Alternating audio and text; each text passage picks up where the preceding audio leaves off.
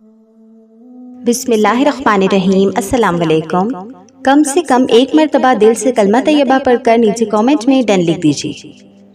اچھا جی، تو آج کی ویڈیو میں ہم کربلا کے پورے واقعے کے بارے میں جانیں گے، جو کہ 10 محرم یعنی عاشورہ کے دن پیش آیا۔ واقعہ کربلا تاریخ کا دردناک واقعہ ہے۔ یہ حق اور باطل کا واقعہ ہے۔ یہ دو الگ الگ شخصیات کے بیچ کا واقعہ ہے۔ یہ دو الگ الگ نظریات کا واقعہ ہے۔ یزید ظلم کی نشانی، حسین امن کی نشانی۔ یزید جبر کا پتلا، حسین صبر کے پیکر۔ یزید اپنے کالے کرتوتوں سے، اپنے ظلم سے دنیا میں جانا گیا، اور حسین رضی اللہ تعالیٰ عنہ حق اور سچ کے شیر بن کر دنیا میں جانے گئے۔ کربلا کے تپتے میدان میں حسینی اور یزیدی دو گروپ سامنے آتے ہیں۔ یزید میسون کا ناپاک بیٹا تھا، اور حسین رضی اللہ تعالیٰ عنہ محمد عربی صلی اللہ علیہ وسلم کی بیٹی فاطمہ الزہرا کے بیٹے تھے۔ سبحان اللہ۔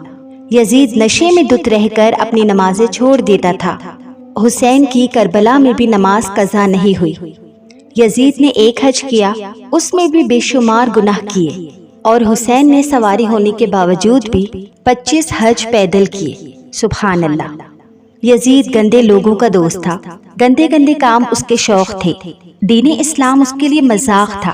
ناپاکی اس کے اندر پھوٹ پھوٹ کر بھری ہوئی تھی، اور وہ چاہتا تھا کہ حضرت امام حسین رضی اللہ تعالیٰ عنہ اس کے ہاتھ پر بیعت کر لے، یعنی اس کے حکموں کو ماننے والے بن جائے۔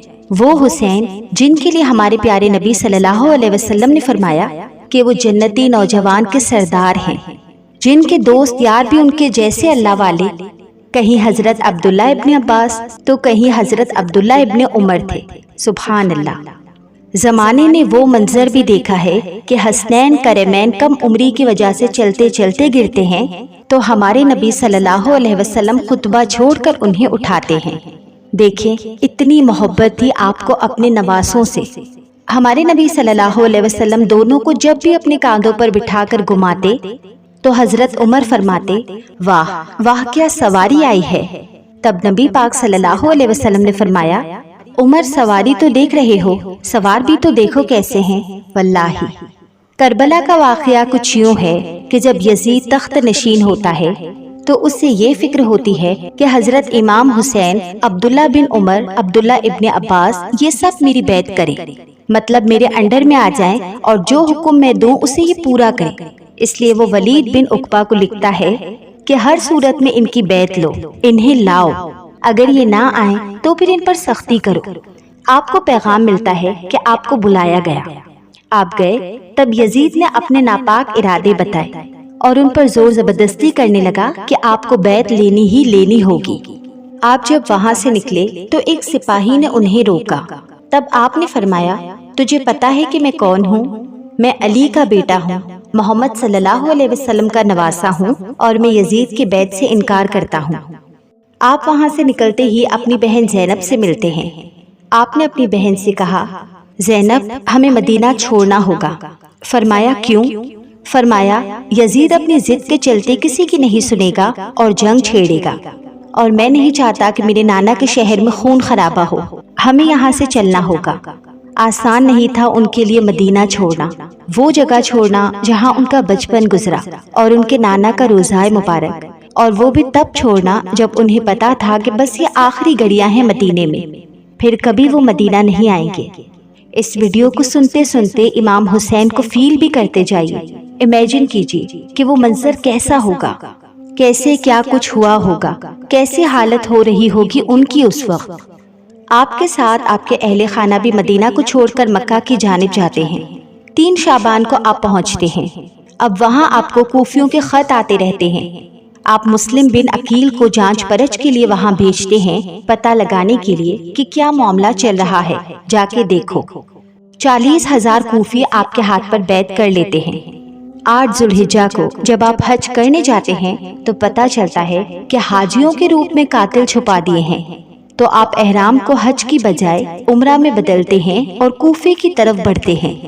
کائنات والو، ذرا دل پر ہاتھ رکھ کر دیکھو کہ یہ کتنا مشکل مرحلہ ہوگا، کتنی ہارڈ سچویشن ہوگی۔ اس دین جس میں آج ہم سکون سے جی رہے ہیں، اسے بچانے کے لیے حضرت امام حسین نے کتنا بڑا قدم اٹھایا تھا، ذرا غور کریں۔ آپ کو سب منع کرتے رہے، روکتے رہے کہ مت جائیے، لیکن آپ نے فرمایا الکوفی لا یوفی، کوفی کبھی وفا نہیں کرتے۔ آپ کے والد کو بھی وہاں پہ شہید کیا گیا۔ آپ نے فرمایا میرے غم گسارو، میرے مہربانو، نہ روکو مجھ کو جانے دو، میں جاتا ہوں نانا کے دین کو بچانے، میں جاتا ہوں کہ دنیا پر وفا کا نام رہ جائے، میں رہوں یا نہ رہوں پر عظمت اسلام رہ جائے۔ میں نہیں جاتا تو نبی کے گھر کی آن جاتی ہے، تمہارا دین جاتا ہے، میری غیرت ایمان جاتی ہے۔ اب آپ جاتے ہی ہیں کہ آپ کو راستے میں ہی خبر مل جاتی ہے کہ کوفے والوں نے بے وفائی کر دی، انہوں نے مسلم بن عقیل کو شہید کر دیا، نعمان بن بصیر معذور کر دیے گئے۔ مسلم بن عقیل کی بیعت پر جو 40,000 لوگ آئے تھے وہ ان کے پیچھے نماز پڑھ رہے تھے، اور جب انہوں نے سلام پھیرا تو دیکھا کہ پیچھے ایک بھی انسان نہیں ہے۔ سب نے اپنے دروازے بند کر دیے ڈر کے مارے کہ کہیں مسلم بن عقیل ان کے گھر نہ آ جائے، اور پھر بے دردی سے ان کو شہید کر دیا گیا۔ آپ ابھی رستے میں ہی تھے کہ انہیں خبر ملتی ہے کہ مسلم بن عقیل بے دردی سے شہید کر دیے گئے۔ وہ لوگ جنہوں نے آپ کو خط لکھ کر بلوایا تھا، وہ 40,000 لوگ جنہوں نے کہا کہ آپ آ جائیں، ہم آپ کے ساتھ ہیں، ہم آپ کا انتظار کر رہے ہیں، وہ سب کے سب بدل گئے اور بیعتیں توڑ دی۔ آپ پھر بھی آگے بڑھنے لگے۔ آپ کے سب دوستوں نے، گھر والوں نے، اہل خانہ نے آپ کو روکا، منع کیا کہ آگے نہ جائیں، وہ لوگ آپ کو بہت برے طریقے سے شہید کر دیں گے۔ تو آپ نے فرمایا مجھے سب پتہ ہے کہ میرے ساتھ کیا ہوگا، میں کسی چیز سے بھی بے خبر نہیں، لیکن میں اسی لیے جا رہا ہوں کہ قیامت تک ظلم، جبر اور ناانصافی کے خلاف کھڑے ہونے والوں کے لیے کوئی نمونہ تو ہو۔ امام حسین نے اپنے خون سے 2 لائن بنائی، ایک حصہ یزید والوں کا، ایک حصہ حسین والوں کا، ایک حق والے، ایک ظلم والے، ایک انصاف والے، ایک دھوکہ دینے والے، ایک سچ والے، ایک جھوٹ والے، ایک رحم والے، ایک دل آزاری کرنے والے۔ اب سوچیں کہ کون حسینی ہے اور کون یزیدی ہے۔ آپ کربلا پہنچے اپنے اہل خانہ کے ساتھ، 7 محرم سے ہی آپ پر پانی کھانا سب بند کر دیا گیا۔ اللہ اکبر۔ فرات کی نہر سامنے بہہ رہی ہے، لیکن ایک قطرہ بھی ان کے نواسوں کو نہیں دیا جا رہا جن کے لیے تمام کائنات کو بنایا گیا۔ صبر کا امتحان تھا۔ 9 محرم الحرام کو پوری رات عبادت میں بسر کی، دیا بجھا دیا، اور آپ نے اپنے اہل خانہ سے فرمایا کہ انہیں میرا خون چاہیے، تم سب اگر جانا چاہو تو چلے جاؤ، میں اس بات کا برا نہیں مناؤں گا، اور تم لوگ جاؤ گے تو یہ لوگ تمہیں روکیں گے بھی نہیں، کیونکہ انہیں صرف مجھ سے مطلب ہے، تم سے نہیں۔ آدھی رات کے بعد جب دیا روشن کیا اور پیچھے دیکھا تو دیکھا کہ کوئی بھی آپ کو چھوڑ کر نہیں گیا، سب وہیں کے وہیں بیٹھے ہوئے تھے۔ سب وفاداروں نے فرمایا کہ ہم ہر طریقے سے اگر چیر کر بھی رکھ دیے جائیں تب بھی ہمارا ایک ایک حصہ آپ کے ساتھ ہی رہے گا یا سیدی۔ جنگ شروع ہوئی، ایک طرف ہزاروں کی تعداد کھائے پیے مضبوط لوگ، اور دوسری طرف 3 دن کے بھوکے پیاسے کمزور 72 لوگ۔ حضرت سکینہ 6 مہینے کے پیاسے اور دودھ کے لیے تڑپ رہے حضرت علی اصغر کو لے کر اپنے بابا کے پاس آئیں۔ اصغر کو پیاس لگی ہے بابا۔ آپ ننھے علی اصغر کو لے کر نہر فرات کے پاس لے گئے، چاہا وہاں سے چلو میں پانی لے کر تھوڑا حلق میں ڈال دیں تاکہ بچے کو کچھ تو صبر آ جائے، لیکن ان ظالموں نے چھوٹے بچے کو بھی ایک ایک گھونٹ کے لیے تڑپایا۔ آپ نے فرمایا تمہیں میرا خون چاہیے، اس بچے سے کیا دشمنی ہے، اسے کیوں تڑپا رہے ہو؟ تو ان یزیدیوں نے ذرا بھی نہ سنی، نہ رحم کیا، اور چھوٹے سے علی اصغر کی گردن پر تیر چلا دیا۔ راوی فرماتے ہیں کہ وہ تیر چھوٹا موٹا تیر نہیں تھا، اللہ اکبر، وہ جانوروں کو ختم کرنے کے لیے استعمال کیا جانے والا تیر تھا جو چھوٹی سی ننھی سی گردن کو چیر کر نکلا۔ آپ نے آپ کے خون کو چلو میں لیا اور آسمان کی طرف اچھال کر کہا، یا اللہ حسین کی اس قربانی کو بھی قبول فرما۔ ویڈیو کو دیکھنے والوں ذرا سوچو، ہمیں رونا آ جانا چاہیے یہ سب سنتے سنتے۔ آپ یقین کریں مجھے کہتے کہتے رونا آ رہا ہے، تو آپ کو سنتے سنتے رونا آنا چاہیے، اور یہی پکے ایمان کی نشانی ہے۔ بھائی عباس کے بازو کاٹ دیے گئے، آپ ان کی لاش کو لے کر خیمے تک لاتے ہیں۔ اب علی اکبر گھوڑے پر سوار ہو رہے ہیں، 18 سال کے نوجوان بیٹے کو آپ سوار کر رہے ہیں۔ امام حسین کا اندر سے دل پھٹا جا رہا ہے، لیکن کیا کرتے، اللہ کی راہ پر بھیجنا تھا، اپنے نانا کے دین کو عروج پر جو لانا تھا۔ علی اکبر بھی تھوڑی دیر لڑنے کے بعد گھوڑے سے گرتے ہیں۔ آپ اپنے جوان بیٹے کی لاش کو کاندھے پر اٹھا کر خیمے تک لاتے ہیں۔ ایک ایک کر کے 71 لاشیں خیمے میں جمع ہو جاتی ہیں۔ اب باری آتی ہے امام حسین کی۔ اب آپ گھوڑے پر سوار ہو رہے ہیں۔ بہن زینب کی حالت سنیے اب کیسی ہو رہی ہے۔ آپ اپنے آپ کو سنبھال نہیں پا رہی، زور زور سے رو رہی ہیں۔ انہیں پتا ہے کہ میرا بھائی اکیلا جا رہا ہے، وہ ہزاروں کی تعداد میں اتنے بڑے بڑے ہتھیار لے کر کھڑے ہیں۔ انہیں پتا ہے کہ کیا انجام ہونے والا ہے۔ آپ رو رو کر بائی بائی پکار رہی ہیں۔ کربلا کے میدان میں حضرت زینب کی بہادری بے مثال تھی۔ آپ نے اپنے 2 بیٹوں کو کھویا، لیکن جب بائی کی باری آئی تو آپ اپنا صبر کھو چکی۔ حضرت امام حسین نے فرمایا، میری بہن صبر کرو، یہ تمہیں رب کے اور قریب کرے گا۔ صبر ہی سے زندگی کامیاب ہوگی۔ صبر رکھو اور اپنی قوم کو پردے کی تاکید کرو۔ اللہ اکبر، اللہ والوں کی کیا کہنے۔ اب امام حسین یزیدیوں کو فرماتے ہیں، مجھے کیوں مارتے ہو؟ کیا تمہیں معلوم نہیں کہ میں حق پر ہوں؟ میں جنتی نوجوانوں کا سردار ہوں۔ تمہیں اللہ سے ڈر نہیں لگتا ایسا کرتے ہوئے؟ لیکن کسی نے ان کی نہیں سنی اور بے رحموں نے انہیں شہید کر دیا۔ یزید نے آپ کو تب شہید کیا جب آپ سجدے کی حالت میں تھے۔ آپ سجدہ کر رہے تھے اور آپ کا سر مبارک کو شہید کیا گیا۔ اللہ اکبر۔ یزید پلید آپ کو اپنے آگے جھکانا چاہتا تھا، لیکن آپ نہیں جھکے۔ آپ اپنے رب کے آگے جھکے اور تب انہیں شہید کیا۔ کہا جاتا ہے کہ ان ظالموں نے آپ کے سر مبارک کو نیزے پر رکھ کر تازیہ جیسا بنا کر پوری 72 گردنوں کو گھمایا گیا اور ڈول تاشے بجائے گئے۔ اور آج ہمارے کچھ بیوقوف بھائی یزید کی طرح خوشیاں منا رہے ہیں، تازیے بناتے ہیں، ڈول بجاتے ہیں۔ جو ایسا کرتے ہیں وہ حسین والے نہیں ہیں، وہ یزید کے ساتھ والے ہیں۔ حسینی تو نمازی ہوتے ہیں، ہر حال میں نمازیں پڑھتے ہیں، نہ کہ نماز قضا کرتے ہیں۔